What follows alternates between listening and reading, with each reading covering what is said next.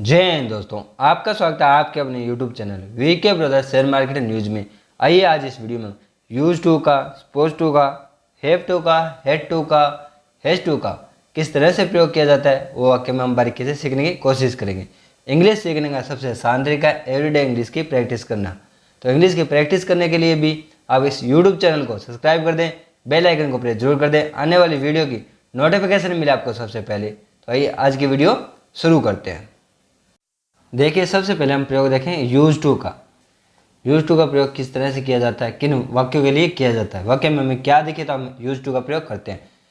Use to का प्रयोग आप हमेशा वाक्य में करता था या किया करता था उसमें आप यूज टू का प्रयोग कर सकते हैं। किसके साथ यूज टू का प्रयोग कर सकते हैं तो आप देख सकते हैं। आप यूज टू का प्रयोग देखेंगे तो आपको पता चलेगा I, you, we, they, she, it और किसी भी नाम के साथ ही या किसी भी नाम के साथ यूज टू का प्रयोग कर सकते हैं। मतलब आप सभी के साथ यूज टू का प्रयोग कर सकते हैं। जब मैं ऐसा बोलूँ आपको कि आप सभी के साथ यूज टू का प्रयोग कर सकते हैं तो आप देख लें आप इन सभी के साथ यूज टू का प्रयोग कर सकते हैं। या किसी और भी वाक्य ऐसे हैं, काफ़ी ऐसे वाक्य होते हैं जिनके साथ आप सभी वाक्यों का प्रयोग कर सकते हैं। सभी के साथ उन वाक्यों का प्रयोग कर सकते हैं। I, you, we, they, he, she, it और किसी भी नाम के साथ, नाम लड़के का हो या लड़की का हो। यूज टू का प्रयोग आप भूतकाल की आदत या भूतकाल में होने वाली क्रिया के लिए आप यूज टू का प्रयोग करते हैं। ओके, रिपीट कर लें फिर आप इस बात को। यूज टू का प्रयोग आप भूतकाल में होने वाली क्रिया या भूतकाल की आदत के लिए आप यूज टू का प्रयोग करते हैं। किस तरह से किया जाता है वो भी मैं आपको दिखाता हूँ, उसे भी आपको बारीकी से चेक कराऊंगा। मतलब जैसे, इसलिए हम वो चेक करते हैं जैसे इस तरह से प्रयोग किया जाता है वो भी बारीकी से चेक करते हैं। अब आप इस वाक्य को ध्यान से देखिए। वह धूम्रपान करता था ना, वह धूम्रपान करता था। आपको बताना हो कि वह धूम्रपान करता था तो आप बता सकते हैं इस तरह से बोलकर, ही यूज टू स्मोक। ओके, वह धूम्रपान करता था, ही यूज टू स्मोक। नॉर्मल है ना। जब आपको किसी के बारे में बोलना हो वह धूम्रपान करता था, ही यूज टू स्मोक। अब आप देखिए, वे क्रिकेट खेलते थे। आपको बताना हो कि पहले वे क्रिकेट खेलते थे तो आप बता सकते हैं इस तरह से, they used to play cricket. वे क्रिकेट खेलते थे, they used to play cricket. आसान है। आप देखिए इस वाक्य को, आप जितना इन वाक्यों को आप रिपीट करते हैं उतना ही आपको समझ में आता है।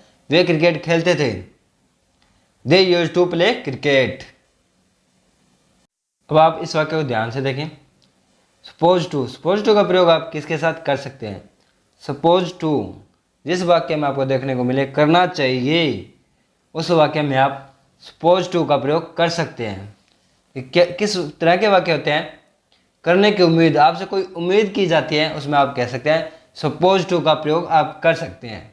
ओके, सपोज टू का प्रयोग आप किन के साथ कर सकते हैं तो आप देखते हैं सपोज टू का प्रयोग आप I, you, we, they, he, she, it और किसी भी नाम के साथ सपोज टू का प्रयोग कर सकते हैं। मतलब आप सभी के साथ सपोज टू का प्रयोग कर सकते हैं। ओके, किस तरह से किया जाता है वो भी मैं आपको दिखाता हूँ।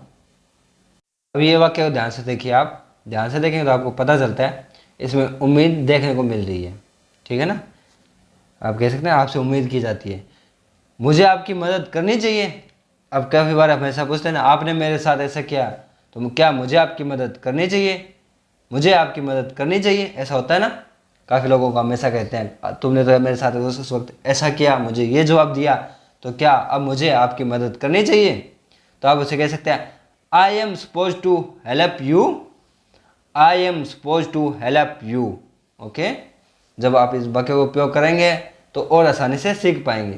तो इस बात का ध्यान रखें, सपोज टू का प्रयोग आप देख सकते हैं। मुझे आपकी मदद करनी चाहिए तो आप बोल सकते हैं I am suppose to help you, I am suppose to help you. अब आप इस वाक्य को भी ध्यान से देखें। हमें गरीब की मदद करनी चाहिए। जब हम बोलते हैं ना, काफ़ी बार ऐसा होता है, तो हम बैठे होते हैं, बात भी करते हैं ग्रुप में, तो बोल देते हैं यार हमें कुछ भी हो, रब ने हमें सब कुछ दिया है तो हमें गरीबों की मदद करनी चाहिए। ये बात जायज़ भी है, ये ज़रूरी भी लगता है, मुझे भी ज़रूरी लगता है। तो इसलिए हम बोल सकते हैं हमें गरीबों की मदद करनी चाहिए। We are suppose to help the poor. ठीक है, we are suppose to help the poor, हमें गरीबों की मदद करनी चाहिए। उम्मीद है ना, ये भी एक उम्मीद हो गई। तो आप बोल सकते हैं we are suppose to help the poor, हमें गरीबों की मदद करनी चाहिए। जब हम ग्रुप में बैठे होते हैं तब भी ऐसे बात करते हैं, फैमिली में बैठे होते हैं तब भी हम ऐसे बात करते हैं कि हमें सबकी मदद करनी चाहिए, ऐसा भी बोल सकते हैं हम। तो हम बच्चों को भी ये सिखाते हैं कि आपको सबकी मदद करनी चाहिए। और ये मुझे भी लगता है कि हम ग्रुप में बैठते हैं तब भी ये बार बार मैं आपको रिपीट कर रहा हूँ, ग्रुप में बैठते हैं, क्योंकि हम फैमिली ग्रुप में बैठते हैं, अकेले तो ये बैठ कर बात नहीं करते कि हमें गरीबों की मदद करनी चाहिए। तो हम ग्रुप में ही ये बातें करते हैं ज़्यादातर। फैमिली ग्रुप हो गया, दोस्तों का ग्रुप हो गया। तो आप बोल सकते हैं we are suppose to help the poor, हमें गरीबों की मदद करनी चाहिए। अब बात करते हैं हैव टू के प्रयोग की। जिस वाक्य में आपको ना है, नहीं है, ना पढ़ता है, ना पढ़ती है, उस वाक्य में आप हैव टू का प्रयोग कर सकते हैं। ओके, किसके साथ आप हैव टू का प्रयोग कर सकते हैं? हैव टू का प्रयोग आप दे, आई, वी, यू के साथ कर सकते हैं।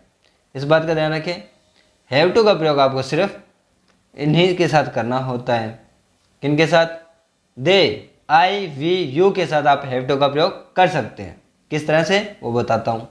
देखिए, आप इस वाक्य को ध्यान से देखिए, मुझे दिल्ली जाना है, तो आपको जाना है ना, तो आप बोल सकते हैं मुझे दिल्ली जाना है। तो इस तरह से आप वाक्य बोल सकते हैं I have to go Delhi, I have to go Delhi, मुझे दिल्ली जाना है।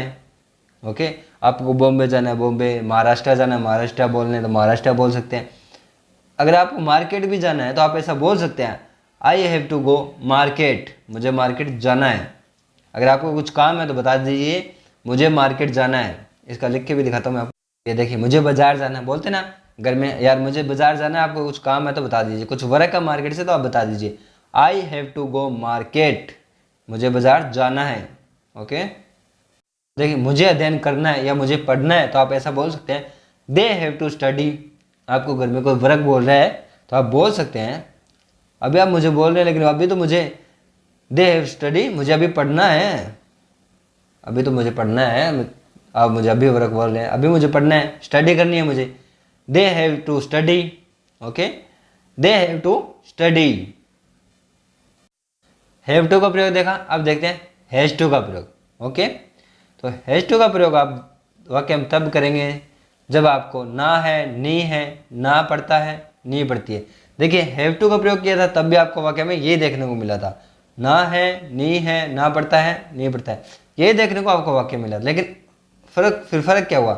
फर्क ये हुआ इन दोनों में कि आप हैव टू का प्रयोग अलग से करते हैं, हैज टू का प्रयोग आप अलग से करते हैं। हैज टू का प्रयोग आप सिर्फ आर, इज, सी, इट और नाम, लड़का या लड़की के नाम के साथ हैज टू का प्रयोग कर सकते हैं। और हैव टू का प्रयोग आपने देखा आई, यू, वी, दे के साथ कर सकते हैं। तो बस यही अंतर है। मतलब ये आप ऐसा भी कह सकते हैं, ये आप लड़कियों के लिए प्रयोग कर सकते हैं हैव टू का प्रयोग, लड़कियों के लिए आप कभी भी नहीं कर सकते। इस बात का ध्यान रखें, हैज टू का प्रयोग आप लड़कियों के लिए कर सकते हैं या लड़के के लिए कर सकते हैं। लेकिन जब वाक्य में आपको लड़के का नाम या लड़की का नाम देखने को मिले तो आप हैव टू का प्रयोग नहीं कर सकते। बस इतना ही अंतर है। लड़के और लड़के के लिए आप यूँ समझ लो, प्रयोग करने के लिए आपको हैज टू का प्रयोग करना पड़ता है। अब देखिए, उसे दिल्ली जाना है। अब हमें कैसा पता चलेगा भाई ये उसे दिल्ली जाना है? तो किसके लिए प्रयोग है? He has to go Delhi, उसे दिल्ली जाना है, ये लड़के के लिए बोला जा रहा है। सी होता तो लड़के के लिए, ही होता है तो लड़के के लिए, इतना ही फर्क है। तो he has to go Delhi, उसे दिल्ली जाना है, वाक्य में जाना है देखने को मिल रहा है।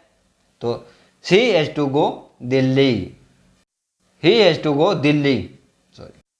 अब वाक्य में ही की जगह हमने सी कर दिया, देखिए ध्यान से, she has to go Delhi. अब लड़के के लिए बोला जा रहा है she has to go Delhi, उसे दिल्ली जाना है। अब ये लड़के के लिए बोला जा रहा है। ओके, मतलब फीमेल के लिए, मेल और फीमेल के लिए, तो ये फीमेल के लिए बोला जा रहा है। अब देखिए, वाक्य में हैड टू का प्रयोग करते हैं। अब हैड टू का भी प्रयोग होता है, हैव टू का देख लिया, हैज टू का देख लिया। अब देखते हैं हैड टू का प्रयोग। हैड टू का प्रयोग वाक्य ना था, नहीं थी, ना पढ़ता था, ना पढ़ती थी, ना पढ़ता है, ना पढ़ी। तो अब आपको अजीब सा भी लग रहा होगा, ये ना था, ना थी, ना था, ये हमें कब देखने को मिलता है, कहाँ देखने को मिलता है? देखिए वाक्य के अंदर देखने को मिलता है। ये नहीं है कि ना पढ़ता था आपको देखने को मिलता है, ना पढ़ती वाक्य पूरा वाक्य होता है। ये इतना आपको अकेला वाक्य मतलब देखने को नहीं मिलेगा। ना था बस एक लास्ट में लिखा हुआ आपके लिए स्पेशल जी ना था। ये आपको वाक्य में देखना पड़ता है कि ना था लग रहा है किस तरह है, किस तरह का वाक्य है। पूरा एक लाइन होती है। जैसे आप देख सकते हैं कि मुझे जाना था, मुझे जाना है। अब ये एक पूरी लाइन है। अब आपको ना था लास्ट में देखना, मुझे जाना था। अब देखिए वाक्य ध्यान से सुनिए, मुझे जाना था, ना था लास्ट में आपको देखने को मिला ना, तो वाक्य तो पूरा ही देखने को मिलेगा ना, मुझे जाना था। तो आप देखें यार ना था, तो ये चीज़ें आपको देखने को मिलती है वाक्य में, तभी आपको ये बताया जाता है। तो आप देखते हैं वाक्य मुद्दे पे आते हैं। हेड टू का प्रयोग आप सभी के साथ प्रयोग कर सकते हैं इसका। आप यहाँ पे देख सकते हैं सभी के साथ आप बारीकी से इसका प्रयोग कर सकते हैं। I, you, we, are, they, she, it और किसी भी नाम के साथ आप हेड टू का प्रयोग कर सकते हैं। किस तरह से कर सकते हैं वो भी मैं आपको बताता हूँ। अब आप वाक्य ध्यान से देखें तो आपको देखने को मिलेगा उसे जाना पड़ा। अब देखने को मिल गया ना पड़ा। हम बोल सकते ना यार वो जाना तो नहीं चाहता था लेकिन उसे जाना पड़ा। ही हैड टू गो, उसे जाना पड़ा। He had to go. Okay, तो ये थी आज की class VK brothers English class में। आज हमने सीखा, इस क्लास में हमने बारीकी से सीखा use to, suppose to, have to, had to और हैज टू का प्रयोग किस तरह से किया जाता है वाक्य में। तो इस तरह एवरीडे इंग्लिश की प्रैक्टिस करने के लिए आप यूट्यूब चैनल को सब्सक्राइब कर दें, बेल आइकन को प्रेस जरूर कर दें, आने वाली वीडियो की नोटिफिकेशन मिले आपको सबसे पहले। तो मिलते हैं अगली वीडियो में, तब तक अपना और अपने परिवार का ख्याल रखें। जय हिंद।